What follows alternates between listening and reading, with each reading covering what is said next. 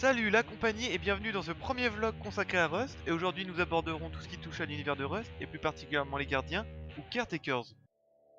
Cette vidéo fait suite à un post publié sur le Reddit de Rust où l'auteur nous présente la manière dont il se représente ces fameux gardiens. Machine géante et bruyante, celle-ci se veut tout particulièrement inquiétante, donnant un caractère plus sombre à l'univers de Rust. Mais quel serait un jeu d'horreur sans les sons qui lui sont associés? L'auteur ne manque pas de nous rediriger vers des sons à vous glacer le sang, dont voici un extrait.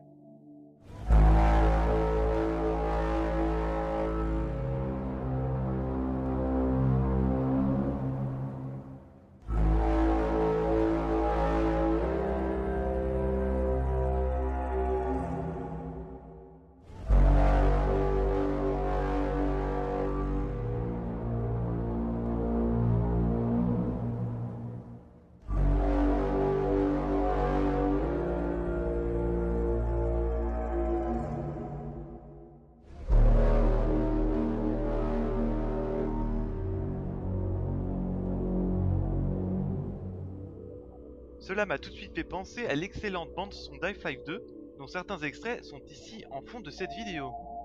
Le simple lancement d'un jeu Valve devient tout particulier lorsque résonne cette introduction.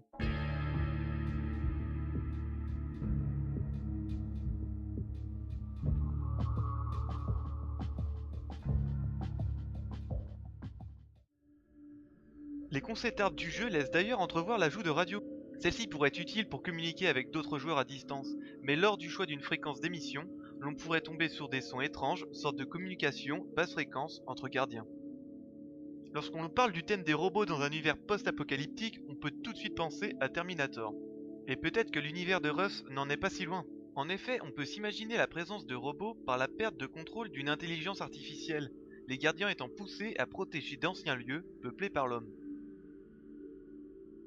Suite à des événements poussant à des explosions nucléaires, les robots demeurent, protégeant toujours les mêmes lieux, mais ne sachant plus faire la différence entre un homme à protéger ou à tuer. D'autres lieux qui pourraient être intéressants d'ajouter à l'univers de Rust seraient d'anciens bunkers où les gardiens iraient converger. Il serait donc très difficile de s'y aventurer seul, car très bien gardé. Cela pousserait donc les joueurs à agir en groupe autant pour se débarrasser des machines de défense que pour réussir à ramener le butin. Ces lieux pourraient donc offrir des armes bien plus sophistiquées que nos armes faites de briques et de broc, et de quoi s'approvisionner d'importantes quantités de nourriture.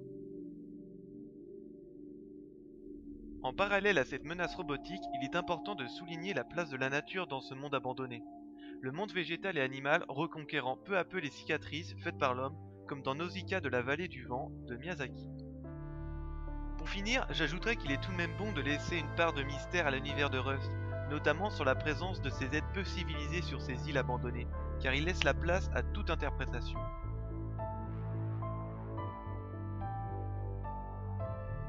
Voilà, n'hésitez pas à laisser un commentaire si vous voulez partager votre vision de l'univers de Rust. Si vous voulez pousser la curiosité un peu plus loin, allez voir les liens dans la description.